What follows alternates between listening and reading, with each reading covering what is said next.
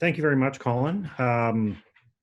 This is an incredibly important issue. I know that we've had an incredible response from people who are emailing us and contacting us, telling us this is a terrible idea, that they're hugely concerned about it. And I'll just say that before I got into, or part of the reason I got into politics was that I was a university student back in the 1990s. And I saw what the PCs did in all sorts of ways. They cut away supports to universities, they cut away supports to students. I ended up having to have a much larger loan because at the time, Brian Pallister, among others, decided to dump the costs onto the next generation, and that's what we want to avoid doing. I think that at this time, I'm not sure that anybody, it was certainly not clear to me who agrees with the government that this is a good idea. We've seen people from across the political spectrum speaking up and saying what the Pallister government is doing in terms of cuts is wrong. And we've seen that from the business community in Sandy Riley. We've seen op-eds from people from the Canadian Centre for Policy Alternatives. But there's a finance professor at U of M who wrote an op-ed, who's a member of the PC party, who said that the decision to cut and even just to remove what are considered non-essential jobs at this time is dangerous. Those are his words. And we agree with that, is that this is part of a much bigger and much more serious issue, because post-secondary educations, whether colleges or universities, are going to be absolutely essential to getting us out of this economic mess we're in. There are people who are going to have to go back to school, who are going to need training. We're going to need the research that happens at these institutions. And the cuts that are being proposed are so serious that they could actually result in some of our smaller universities being completely undermined or having to close their doors. We have to be realistic about that. That's the level of damage that we're talking about. So we want to make absolutely clear this is that two things. One is that cuts generally are something that we have to push back on. There's an enormous amount of pressure right now of people saying, well, you should do your part by cutting and laying off, but that's not what we should be doing. Anyone who can hold on to a job, anybody who can keep working while being paid, that is what we need to be pushing for people to do their part, not to be asking for layoffs, not to be asking for cuts where people, because other people are cutting, we're only going to be spreading pain, and that's something we don't want to do. So I want to thank you all very much. I will also say just briefly that I was a lecturer at the University of Winnipeg and the University of Manitoba, and I was a member of the Board of Governors at the University of Manitoba as well in the 1990s, so I know all these issues well. But I will turn all these issues to people who actually know much more about it than me. I'll start with Scott Forbes. I just want to thank you, Scott, so much for joining us. He's the head of the Manitoba Association of Faculty Associations, and he'll talk a bit about just what the kind of impacts we're looking at if these cuts would actually take place. Well, thank you, Dougald. Yes, I'm the president of the Manitoba Organization of Faculty Associations, which is an umbrella group which represents the faculty associations at the 4 public universities, and represents about 2,000 professors and lecturers. So last Thursday, Manitoba's public universities received an ultimatum from the Pallister government to prepare in 5 days for reductions of up to 30% of the workforce.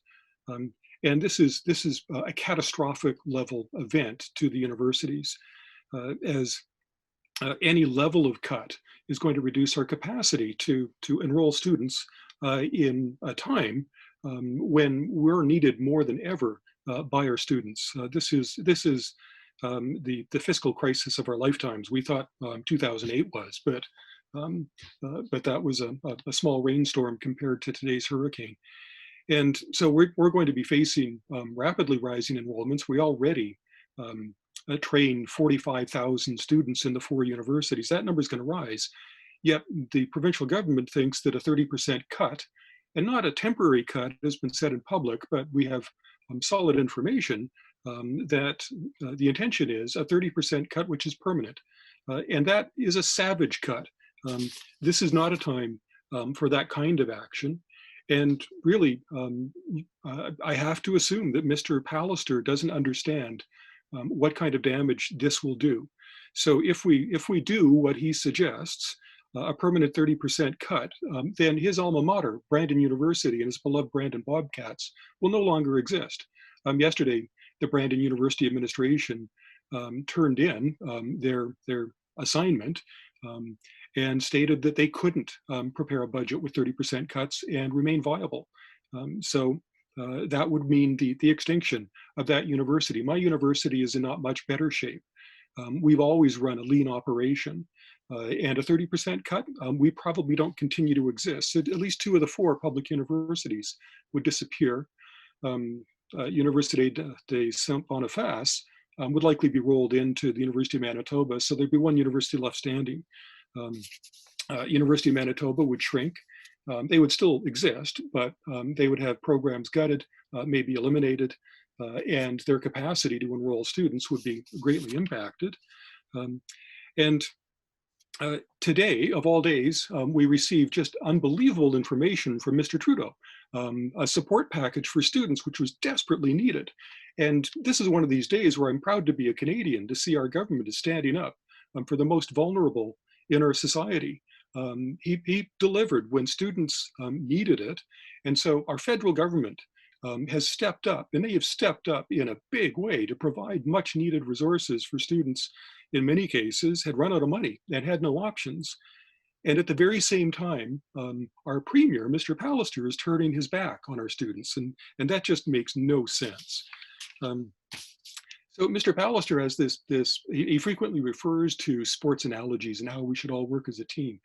And so, you know, if you're a soccer team, you can be 1 man down and still play. But that's not a good analogy for universities. Universities are like an organic whole, like a human body. And students are the lifeblood. Professors, we like to think of ourselves as the brains of the university. Administrators like to think that, but they're wrong. And we have other essential organs that our student services, they're the heart of the university. Without them, we have no students to enroll. And so if we cut them savagely, we threaten the very existence of the university. We have technical support services. People think that they're non-essential. Right now, they're more essential than ever. As we've moved into an online environment, everybody's working at home, and everybody's working hard. Nobody's been laid off. I haven't had a day off since we closed our university doors. This online learning environment is much more difficult than the regular university environment, yet we all do it because we want to make sure our students get through with as little difficulty as possible. So our universities, they have taken centuries to build. University of St. Boniface is over 200 years old. My university, the University of Winnipeg, turns 150 next year. The University of Manitoba is a relative youngster compared to us. It's 140 odd years old. And so these institutions, which took decades to build, Mr. Pallister wants us to take 5 days to plan for their demolition. And that's simply a terrible idea. Mr. Pallister may be good at tearing things down, but it's a lot harder to build things up. And I'll stop there and turn it over to the rest of the group.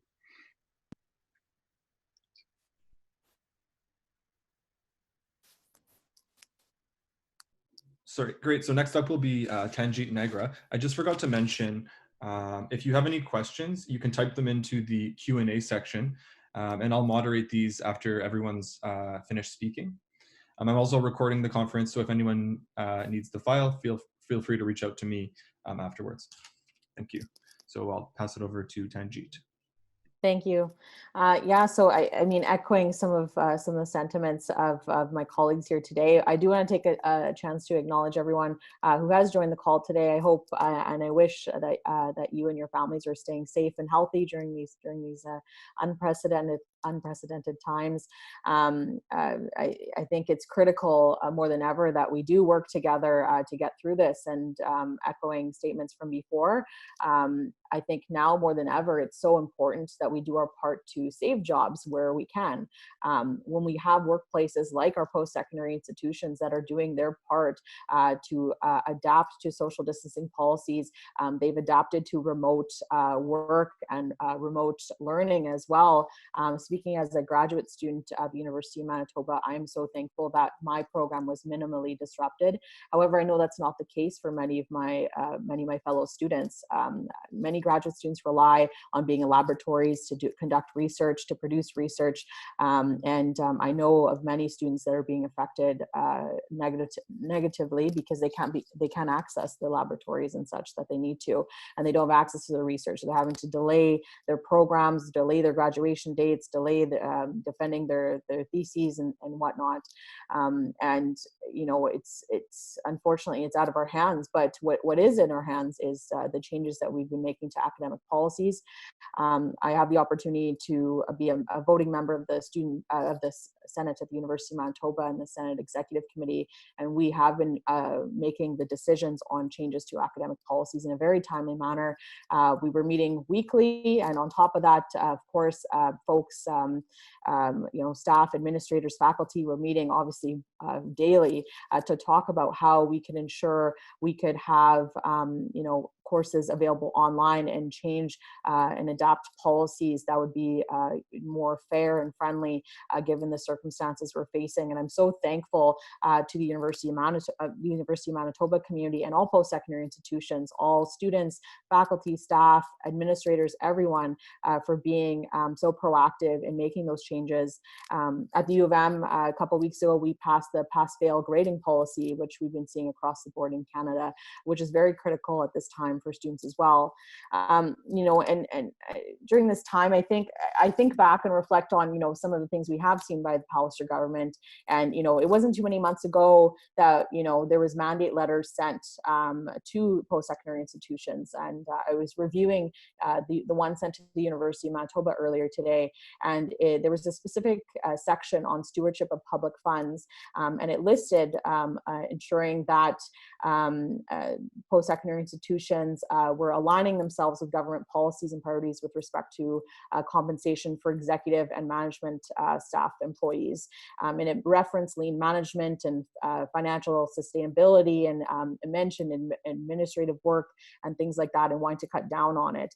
And I think after seeing the very public debate and statements made against school divisions and school boards at the K-12 level, I think it's very clear the Pallister government has wanted cuts to management at the post-secondary institutions for quite some time. And I think it's unfortunate and quite awful that they're using this pandemic as an opportunity to put forward those changes. I think that I mean, firsthand, I've seen as a student what the impact of no increase to an operating grant can do to an institution. I've seen budget cuts. I've seen, as an arts grad, I've seen it affect my course offerings. You know, with a 30% cut, I can only imagine, you know, the negative impact this will have on students, on courses, on the entire university community. You know, the University of Manitoba, you know, I'm not trying to exclude the other institutions, but just speaking from experience, as I am a U of M grad and current student, you know, the U of M invests $2.4 billion towards our economy and $2.4 billion towards our economic impact. That means, you know, for every dollar invested in U of M, they produce $1.50 or generate $1.50 in economic activity. They have supported and generated almost 16,000 jobs, you know, and I think, you know, looking recently at the conclusion of the Front and Center campaign, they engaged donors from across the globe and really put the University of Manitoba on the map with that. And it's clear that the University of Manitoba, whether you're a student or you work there, one way, shape, or form, if you live in Manitoba, you have some connection to the University of Manitoba, you have some connection to a post-secondary institution in Manitoba. And it's so important that we continue to invest in education. And I've said for a while now, and I'll continue to say that investing in education is one of the best investments we can make in our future. That, and of course, investing in our environment. And I don't think this is the correct step forward this time. I think it's quite unfortunate and awful that we're facing this possible decision.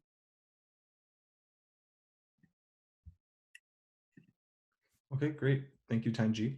And next we'll hand it over to the Honorable Lloyd Axworthy. Well, thanks very much, and for inviting me to be a spokesperson for the private citizens of Manitoba. Mind you, with a background of close to 30 years in government, and also a student, a professor, and an administrator at the University of Winnipeg over most of my career. And it really strikes me that Manitobans are really going to have to make their voices heard to push back the kind of draconian efforts of the provincial government to undercut one of the most important institutions. We've already seen how the Pallister government is an outlier in the country, where the federal government, as Professor Forbes mentioned, has just come up with a $9 billion program for students. In other provinces, their provincial governments are trying to look forward as to how do you create new opportunities. They're beginning to look at the quite substantial innovation that's going to be required in education. It's going to have to be a broader, deeper reach, and the advent of new digital learning, online learning, opens up quite an interesting set of opportunities. And you would have thought that the first step would be for the provincial government to sit down with the universities, with the faculty, with the administration, with the students, and talk about what is it that we want to do in the province. How do we make it, how do we come out of this crisis even better than what we were? How do we provide the innovation that really says that our post-secondary and our community colleges really lead the way in being engines of development, of growth, of opportunity, of access? Instead, they're driving in reverse.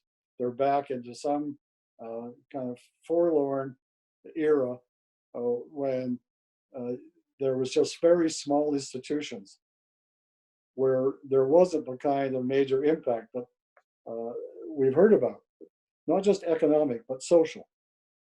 Education is not just an economic engine, it's a social engine that enables people through their education. It's now been proven quite substantially in virtually every developed country in the world, including developing countries, that if you are the beneficiary of a good university college education, and then you are part of a mobility and a middle class and an opportunity. If you're not, you suffer inequities and inequalities. And so one of the things that I think the universities and colleges in this province have always been is community institutions. They've been responsive to the time and need. They're not trying to live in the past, but they're trying to project what's the future going to look like. And the future are, in so many cases, young men and women. In many cases, they're people coming back into the workforce. In many cases, they're people who just want to broaden their horizons, broaden their knowledge. So it's unbelievable. It's almost inane that a provincial government would undertake a kind of initiative that undermines, that destroys, that really sets in reverse the opportunity and the process that have been evolving over time to make secondary, post-secondary education a place where all Manitobans can have a chance to become not only better educated, but better citizens, to work on becoming something that will support families and institutions and communities. So, you know, it's hard to imagine. I mean, I spent some time today talking to some of the people I know in the province, as well as across the province, and say, what's your reaction to this? People can't believe it. They can't believe the fundamental, I'm going to use a harsh word, stupidity of a provincial government throwing into reverse something that is going to be an essential element in coming out of a crisis and becoming even more well-functioning, more innovative, more active. I think back to the times when I was the president of the University of Winnipeg. You realize that at that point in time, the largest cohort of people in the downtown were university and college students. They represented consumers, they represented activists, they represented research, they represented people working in all kinds of businesses. So here's an opportunity to do some, as Professor Forbes mentioned, $9 million coming in for students. It's not going to work if you don't enable the professors and the staff and the functioning of the university to take account. We're going to be having to invest a lot in direct learning, online learning, hybrid learning, bringing students back in different ways. This is a real chance to rethink in many ways what we do, but retaining the fundamental tradition of providing knowledge and education for the broadest range of the province that we possibly can. So I just want to express my dismay and concern, as the others have expressed, that this is a public policy that is really been designed for a totally different purpose. Please, Mr. Pallister, we know you've got an obsession and have from the times I've known you in your political life with sort of saying, how do we sort of cut the cloth into smaller and smaller pieces? Not the time to do that now. The time is to expand, to think outwards, and to think in terms of how we want to start rebuilding our social and economic and cultural ways of life in this province. And the way you're doing it now is the wrong way. So we ask you to reconsider, to bring together the institutions, the students and the faculty and the administration, the alumni, the boards of regents, to start talking about how do we sort of do some redesign? How do we do some resetting? That is certainly a call for, but not by simply sort of cutting off the lifelines and the resources at a time when it's most desperately needed. So Dougald, thank you for organizing this, and I'd be happy to take any questions that may occur. Great, thank you very much. We'll just give it, I don't see any questions yet, but we'll just give it a couple minutes, as I know some might still be typing their questions. So.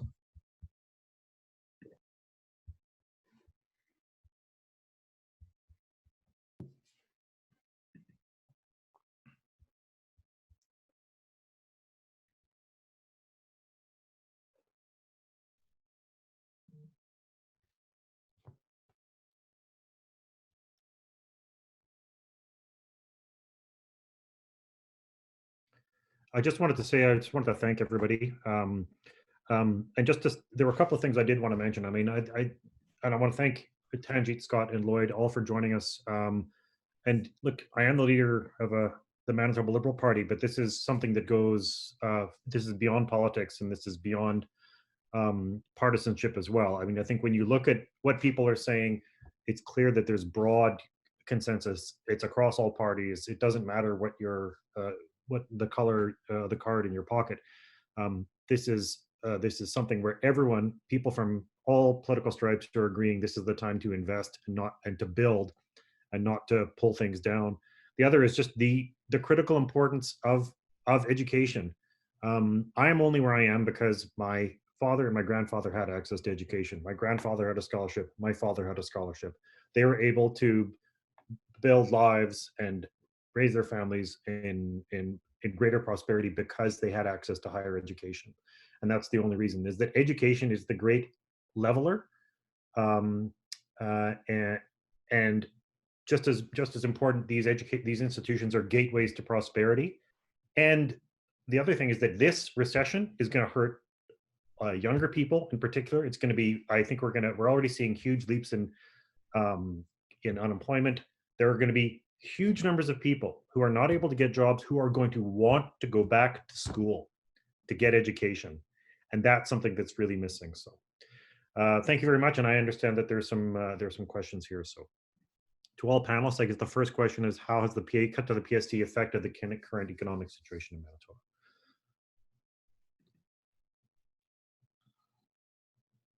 I mean, I can answer that. I know that, look, it's added to the, it means that we have $300 million extra in deficit.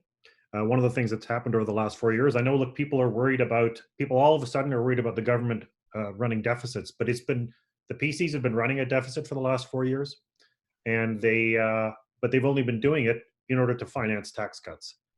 So that the PST was paid for, we were still running a deficit when they cut the PST. We were still running a deficit when they were cutting other measures. And then what that really has done is weakened the government's ability to act. I know that the premier, a month ago was saying this is the most emergency-ready budget in Manitoba history, and now all of a sudden he's saying we have to have draconian cuts and $10 billion deficits. So the fact is that the PST undermined in all these reductions while running a deficit means that the way I see it, the government and the premier have been running. They are managed to cut and freeze and borrow all at the same time. So it's the opposite of what needed to be done. Can I make a comment on that? One of the big issues for the province and for the country as a whole is how are we going to pay for this? What's the revenue? But one thing we know for sure, you're not going to have revenue if large numbers of people are unemployed. And we've seen already the reaction in the province of Manitoba. Unlike every other province, there's been no effort to support the continuation of small business, to allow them to be able to kind of come through this period and still retain a workforce. The same things with the universities. I think there is the same problem that if you start hacking and cutting and molting down, how do you rebuild that? And how do you rebuild it in a way that retains so much of the talent that we have? I just went through a pretty serious health event about 4 months ago.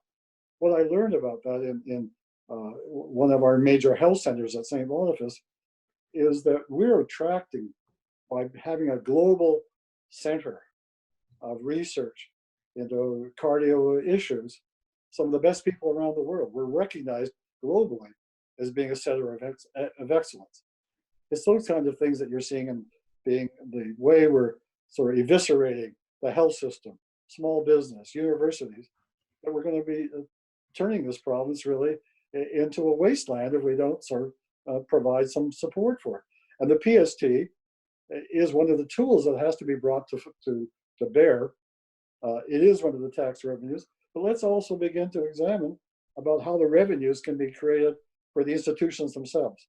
Let's build a broader revenue base for this province, not destroy it. Great, thank you. And I believe Mr. Forbes would like to speak on that as well.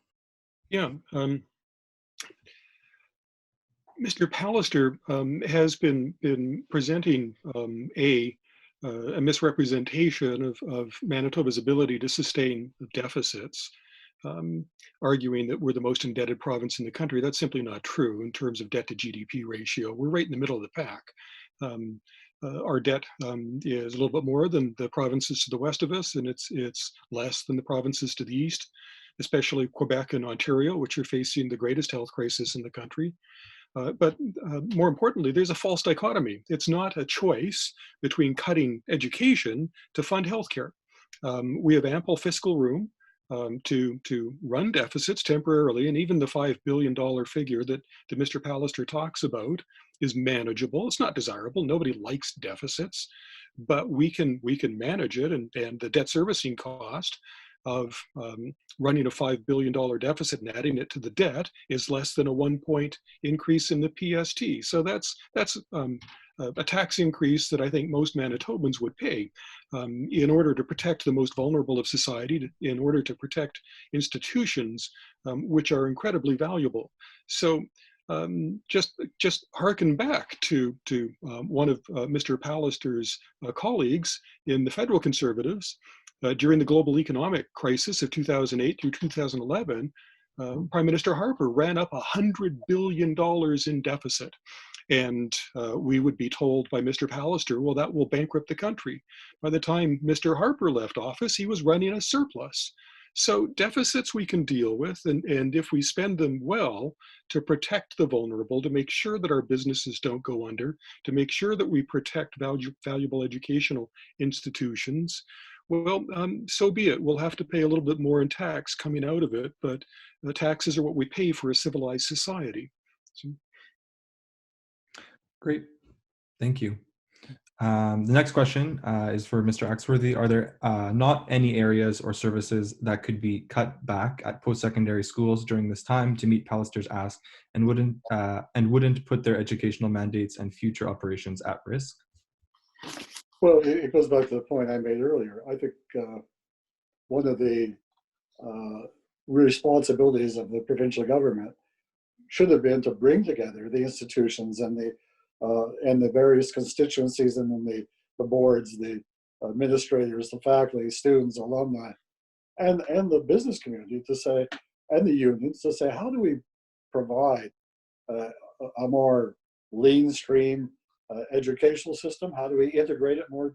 I know that one of the things that I worked at the university was to provide opportunities for technical training that could come through the Winnipeg Technical School, through Red River, but have an academic sort of complement to that so that people would get a combination of education.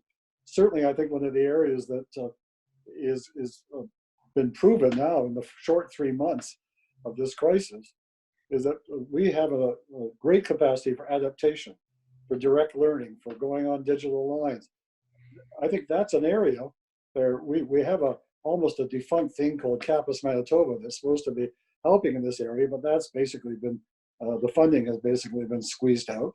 So there's an area of exploration and consultation and building together that could be worked that would reduce some of the costs and would expand the reach of the of higher education.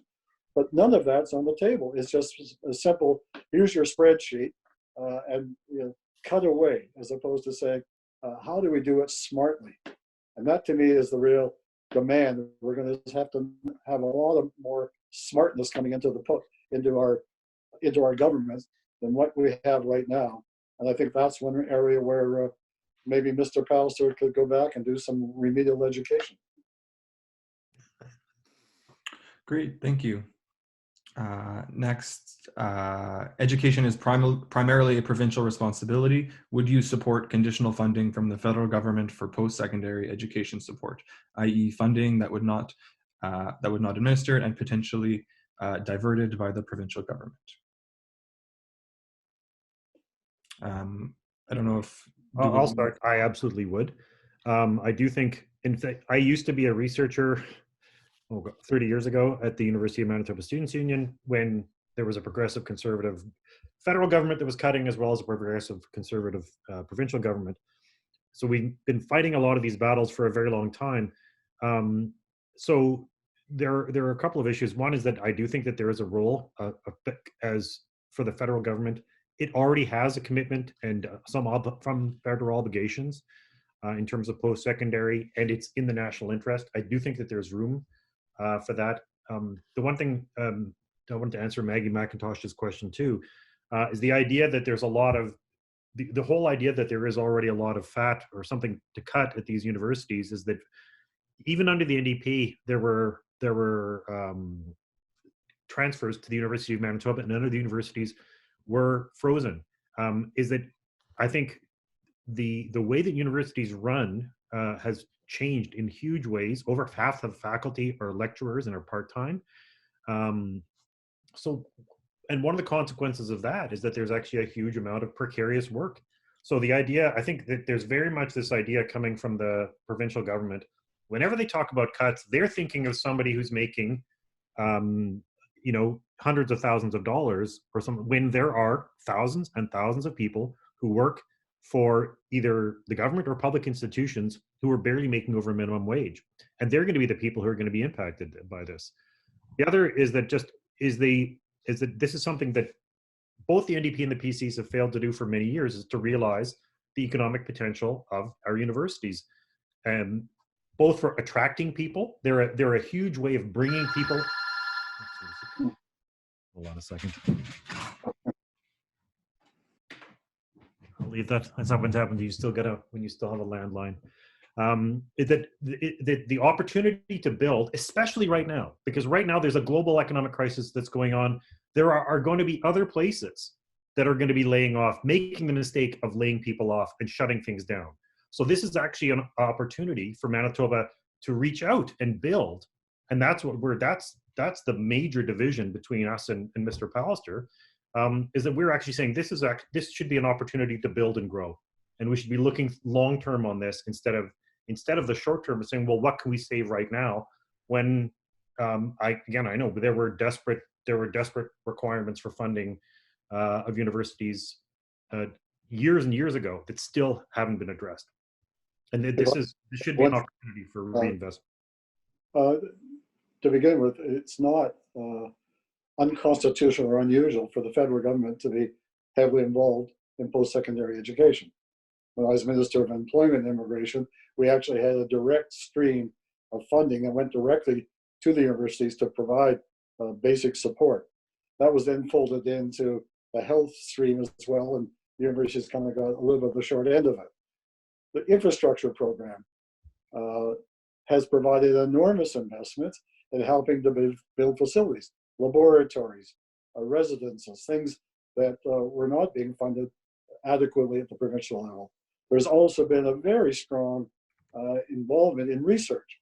So the federal research councils have been the major sort of provider of research funds for so much of what's going on. I think, Scott, I'm just not alone. I think at the University of Winnipeg just got a big grant to do sort of Indigenous education on the COVID crisis. That's bringing money into the province. What I think is the next step is to take the basin, which the Prime Minister announced today, that will provide a lot of support for students.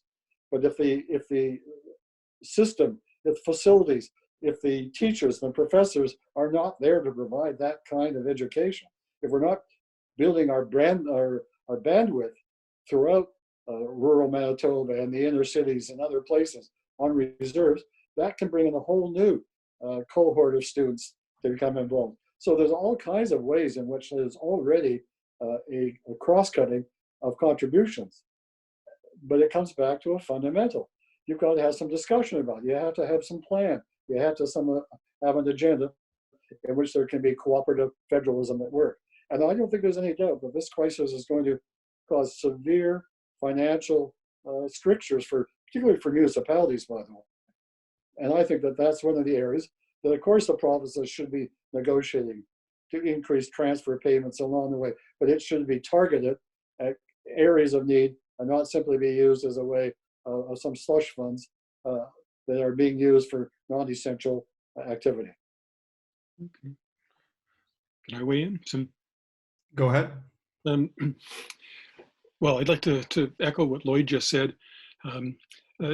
A concern that we at MOFA have is that this will be used by Mr. Pallister as an opportunity to claw back the very generous funding which is coming from Mr. Trudeau. Mr. Trudeau has set the support of post-secondary education as a clear priority, whereas at the same time, Mr. Pallister has targeted it for cuts.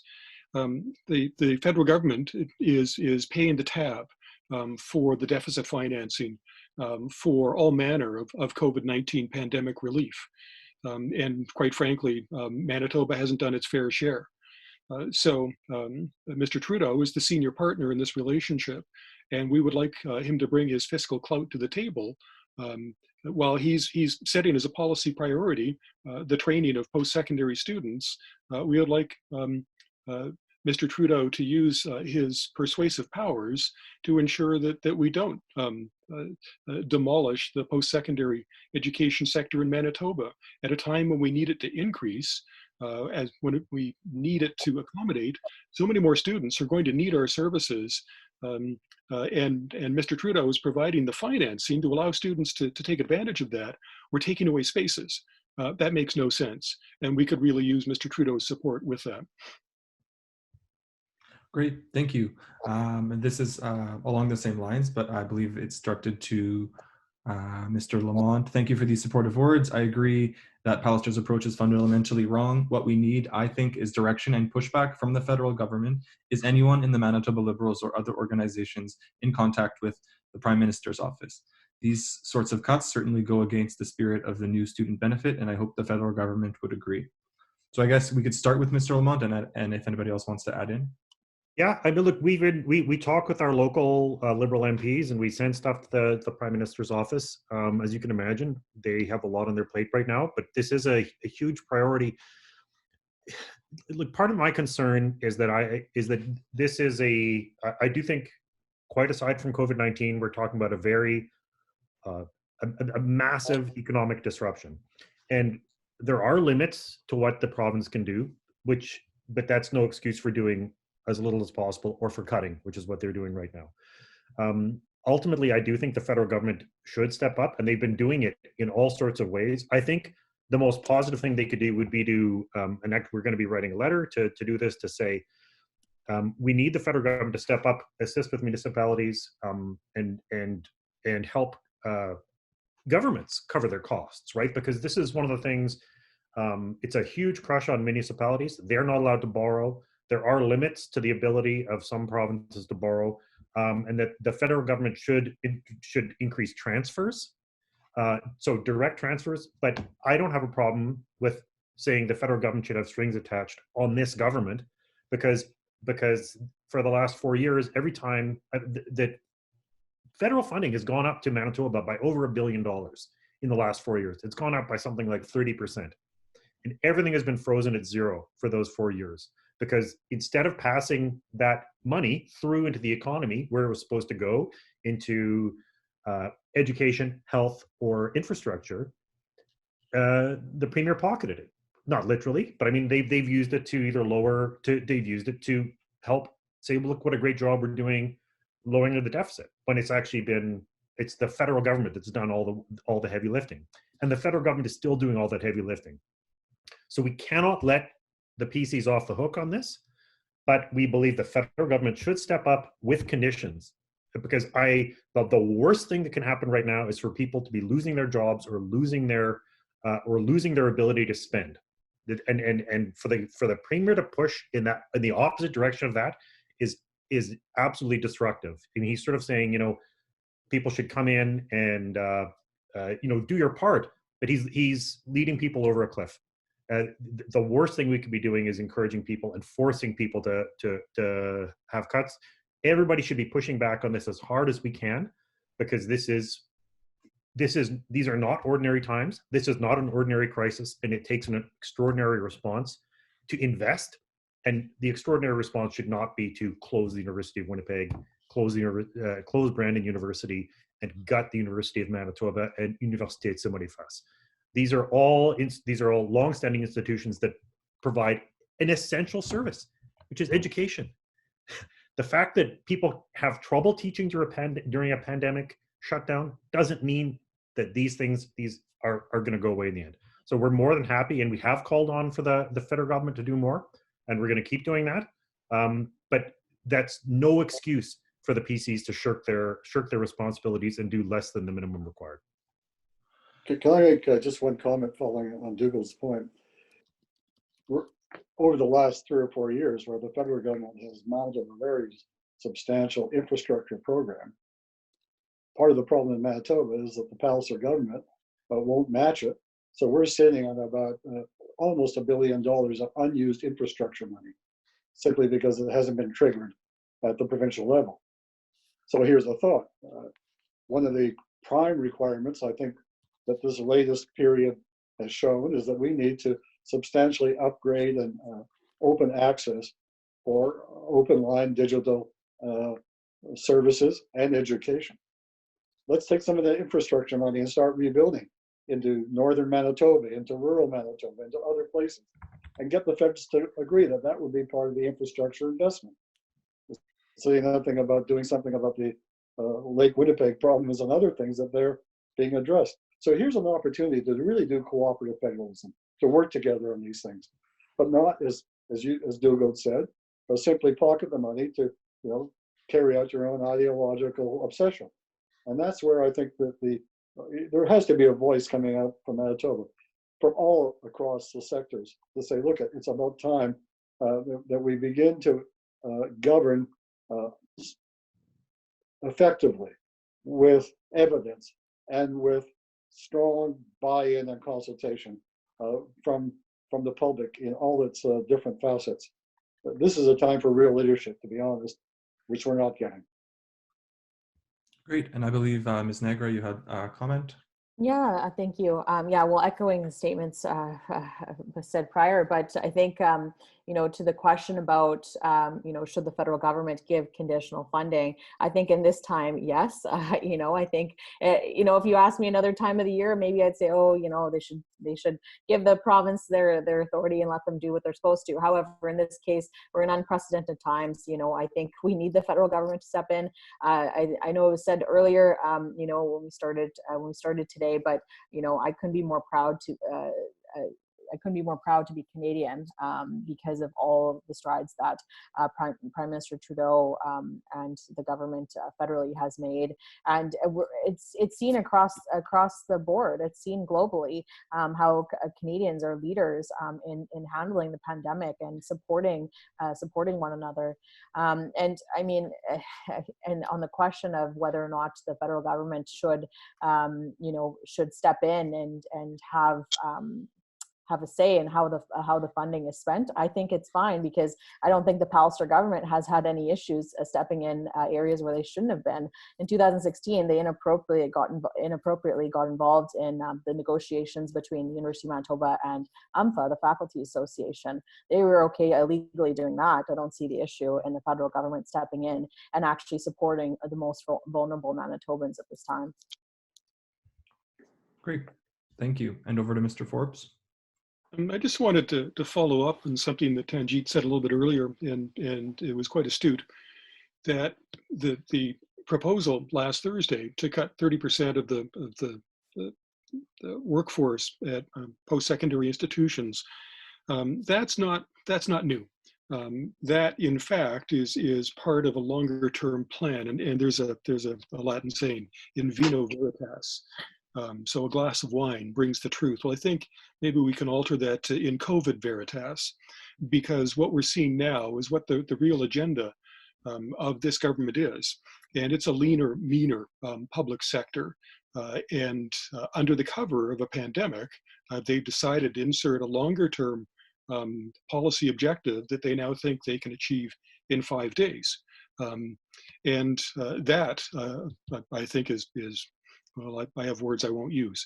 But I think really what we're dealing with here is a larger policy issue, which is the shrinking of the public sector and the post-secondary sector is first. My suspicion is that school teachers will be next, and we will see Mr. Pallister, before he leaves office, doing his very best to shrink the size of government as much as possible. And so this just gave him an opportunity, something that Naomi Klein refers to as the shock doctrine. Well, I think we're seeing it in action right now. Can I make this one comment? What is not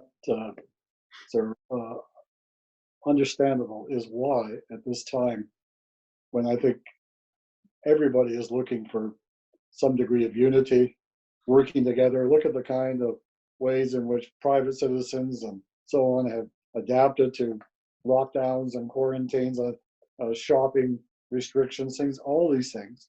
Why is the provincial government going out to pick fights? But why are they going after the unions? Why are they going after the nurses? Why are they going after the universities? Why are they going after education? I mean, it seems to me that this is a time in which you want to try to bring people together, that you want to coalesce, you want to get some agreements, you want to build a new platform. And yet it seems to be there's this kind of pugnaciousness that this government expresses, that as Scott Forbes just said, to kind of pursue another agenda. And so I think at some point we have to stand up and say, for goodness sake, Mr. Pallister, learn to get along. Learn to provide some leadership that brings people together. We can't afford to have these kinds of divisions of setting up the kind of fractioning and the conflict that you generate for day after day, week after week. And that's, I think, is a prime political responsibility. And Dougald, maybe I'll throw it back to you. I mean, is there some efforts, is there some means in which the legislature can be brought into this issue so that they can't get away with this without being held accountable and having a venue in which the public can have their voices heard? Well, and this is one of the challenges we faced, because they wanted to, we had an emergency session. The government did say, well, can we try to pass, can we get second reading on all of our legislation? And we said no. They've tried to restrict the ability of people to contribute to committees, right? So we shouldn't, I mean, there are some people we need to work together, but at a crisis, this is the most important time for us to actually be making sure that we're able to hold the government to account.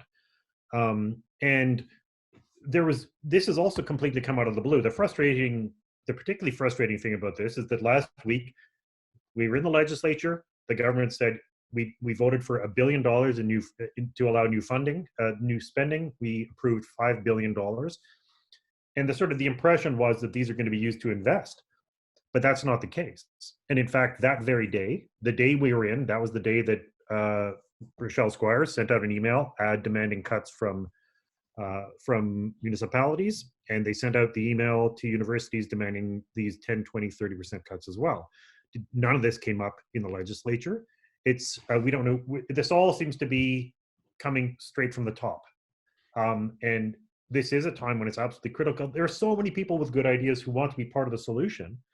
And instead, we're getting these very top-down, heavy-handed ideas that are basically, it's not clear where they came from, except from the man in the mirror, right? We don't know who Pallister's actually talking to, and whether any of his MLAs or his ministers support this either, because it's completely destructive.